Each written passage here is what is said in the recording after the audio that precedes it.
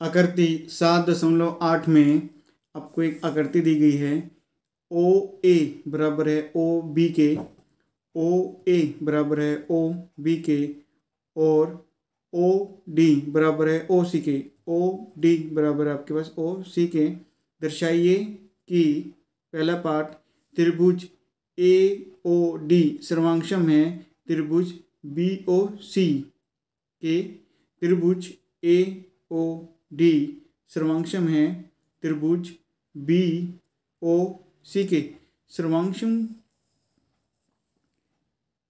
का मतलब होता है कि समान आकार और समान माप, यानी कि साइज और शेप आपका दोनों इक्वल होता है। दूसरे पार्ट में आपने सिद्ध करना है कि ए डी समांतर है बी सी के। ए डी समांतर है बी सी के। फर्स्ट पार्ट को करते हैं सबसे पहले।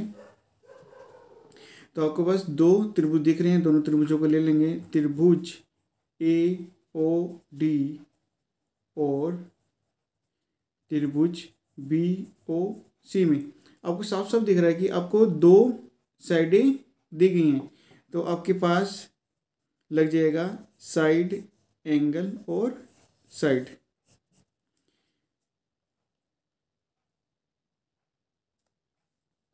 तो हम क्वेश्चन को स्टार्ट करते हैं। सबसे पहले आपको दिख रहा है कि ए ओ बराबर है ओ बी के, ओ ए बराबर है ओ बी के। तो हम कारण लिख देंगे, ये आपको दिया है। फिर अपने एंगल लेना है। एंगल आपको साफ साफ दिख रहा है कि ये दोनों एंगल आपके पास बराबर होते हैं शीर्षाभिमुख कोण से, यानी कि मैं लिख सकता हूँ एंगल ए ओ डी आपके पास बराबर होगा एंगल बी ओ सी के। कारण आप लिख देंगे शीर्षाभिमुख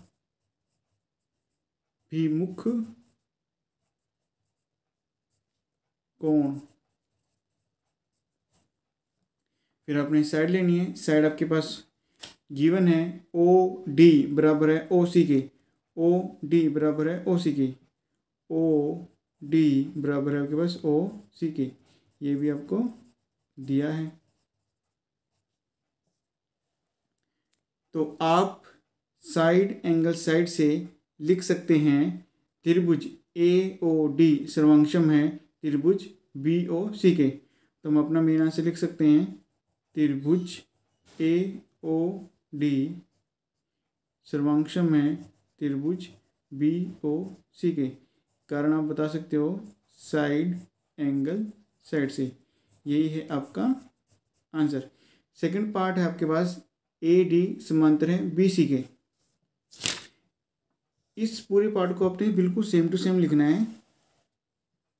एक बार मैं बता देता हूँ आपको। तो अपने त्रिभुज ए ओ डी और आपने त्रिभुज लिया है बी ओ सी, बिल्कुल आपने सेम टू सेम इसको लिख देना है। ओ ए बराबर है ओ बी के, ये आपको दिया गया है। एंगल ए ओ डी बराबर है एंगल बी ओ सी के। ये आपके शीर्षाभिमुख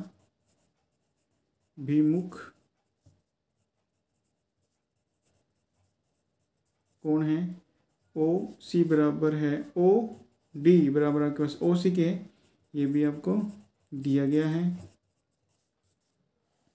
फिर त्रिभुज ए ओ डी सर्वांगसम है आपके पास त्रिभुज बी ओ सी के।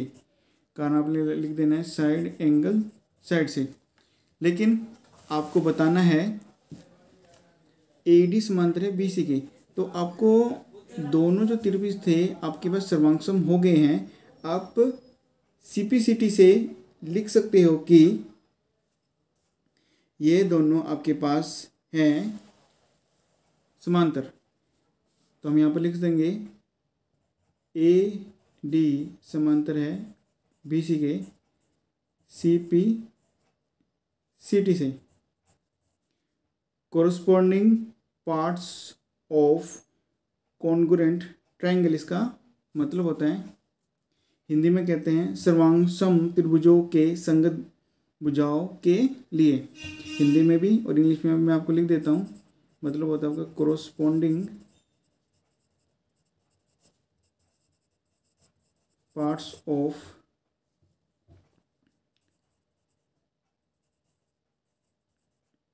कॉन्ग्रुएंट